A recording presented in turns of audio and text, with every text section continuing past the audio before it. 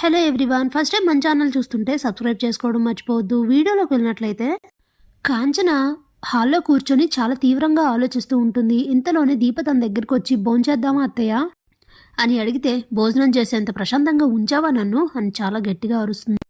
దాంతో కార్తీక్ అనసూయ కూడా అక్కడికి వస్తారు. అమ్మా దీపనేమనుకు అని కార్తీక్ అంటే, దీపని కాదు అనాల్సింది నిన్ను. భార్య మీద భర్తకు అధికారం ఉండదు.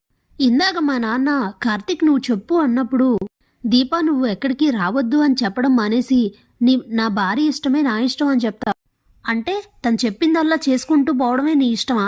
అంతలా కొంగును ముడేసుకుందా దీప నిన్ను అని అంటూ ఉంటుంది. ఏంటమ్మా ఇది, ఎందుకు ఇంత ఆవేశపడుతున్నావు, ఆవేశంలో మాట్లాడుతున్నావు అని అంటే, అప్పుడే దీప భావనేమనద్దత్తయ్య అని అంటుంటే, అవునే నా కొడుకును అనుకునే రైట్ కూడా నాకు లేదా?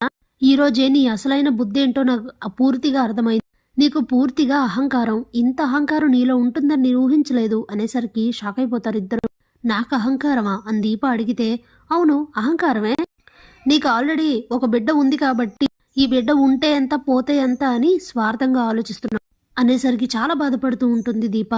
ఏంటతే ఇలా మాట్లాడుతున్నారు, మీరేనా ఇలా మాట్లాడేది అని అంటే, అవును నేనే, ఆ పరిస్థితి నువ్వే తీసుకొచ్చావు అని చెప్తుంది కాంచన.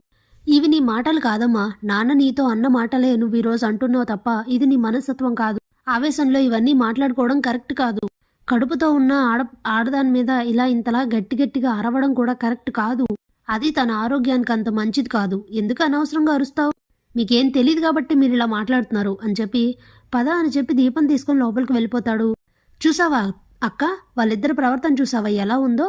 ఇంత జరిగినా కూడా సరే నేను అక్కడికి వెళ్ళనని దీప చెప్పట్లేదు. కార్తీక్ కూడా దీపనే వెనకేసుకొస్తున్నాడు. ఇక్కడ నేను పడే భయం ఎవరికీ అర్థం కావట్లేదు అని అయితే బాధపడుతూ కాంచన లోపలికి వెళ్ళిపోతుంది. ఇంతలో ఉదయం అవుతుంది. యథావిధిగా కార్తీక్ దీప అయితే శివనారాయణ ఇంటికి బయలుదేరతారు. హాల్లో ఉన్న కాంచన అలా వాళ్ళని చూస్తూ ఉంటుంది. వెళ్ళొద్దని చెప్పినా వినకుండా వెళ్తున్నారు కదా అన్నట్లు చాలా కోపంగా అయితే చూస్తూ ఉంటుంది.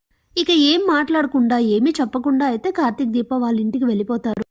అప్పటికే హాల్లో శివనారాయణ ఫ్యామిలీ అందరూ కూడా ఉంటారు.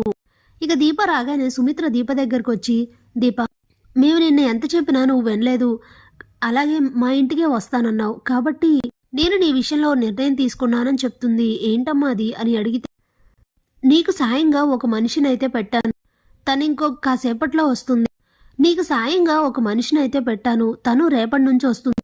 బరువైన పనులు, నువ్వు చెయ్యలేని పనులు ఏమున్నా తనతో చేయించుకో, నువ్వు మాత్రం ఎక్కువ శ్రమ పడకూడదు దీప, ఇదైనా నా మాట విను అని చెప్తే సరే అమ్మా అని అంటుంది దీప. ఇక అందరికీ కాఫీలు ఇచ్చేసి టిఫిన్లు అయితే రెడీ చేస్తూ ఉంటుంది. మరోవైపు జ్యోత్స్న దీప ప్రెగ్నెన్సీ ఎలా పోగొట్టాలి అని చెప్పి ఆలోచిస్తూ ఐడియా అయితే తడుతుంది. వెంటనే పారిజాతానికి చెప్పి ఆ ఐడియానైతే అమలు చేస్తుంది. దీప టిఫిన్లన్నీ రెడీ చేసిన తర్వాత ఒక్కొక్కటిగా హాల్ డైనింగ్ టేబుల్ పైన అయితే సర్దేస్తుంది. అందరూ టిఫిన్లు చేసి ఎటోలట్ వెళ్ళిపోయిన తర్వాత దీప లేని టైం చూసి కిచెన్లోనే స్టవ్ దిమ్మకి దగ్గరలోనే కింద అయితే ఆయిల్ పోసేస్తుంది. అక్కడే ఎందుకంటే తనే వంట చేసేటప్పుడు అనుకోకుండా వంపేసి ఉంటుంది అని అందరూ అనుకోవడానికి. దీప నార్మల్గా వంట చేయడానికని లోపలికి వెళ్ళి ఆయిల్ మీద అయితే జారి పడిపోతుంది. ఇక కడుపుకి బలంగా దెబ్బ తగలడం వలన డాక్టర్ని పిలిచి చెక్ చేయిస్తే కడుపులో బిడ్డ అయితే చనిపోతుంది. ప్రెగ్నెన్సీ పోయింది అనడంతో అందరూ చాలా బాధపడతారు.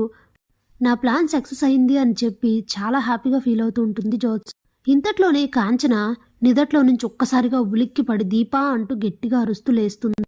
వెంటనే అనసూయ లేచి చెల్లెమ్మ కంగారు పడద్దు అని చెప్పి తననైతే నిమ్మలపరుస్తుంది. వాటర్ తాగిన తర్వాత ఇక తనకు వచ్చింది కళ అనైతే గ్రహిస్తుంది.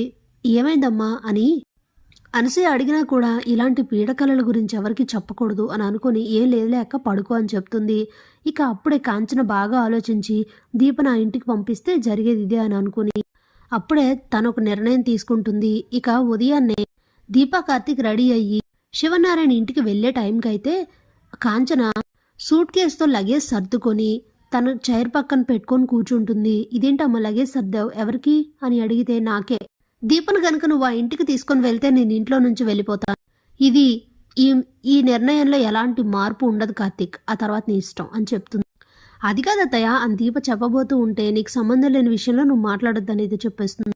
ఇక అప్పుడే కార్తీక్ దీపను పక్కకు తీసుకొని వచ్చి, దీప నా మాట విను, ఒక్క కొద్ది రోజులు నువ్వు ఎక్కడికి రావద్దు, తర్వాత అమ్మకి నెమ్మదిగా సర్ది చెప్పి ఆ తర్వాత నేను తీసుకెళ్తాను అని చెప్తే, సరే బావ నీ ఇష్టం అని చెప్తుంది దీప. ఇక దీప అయితే ఎక్కడికి రాదమ్మా ఇంట్లోనే ఉంటుంది అని అయితే చెప్తాడు కార్తీక్. దాంతో హ్యాపీగా ఫీల్ అవుతుంది కాంచన. Thanks for watching.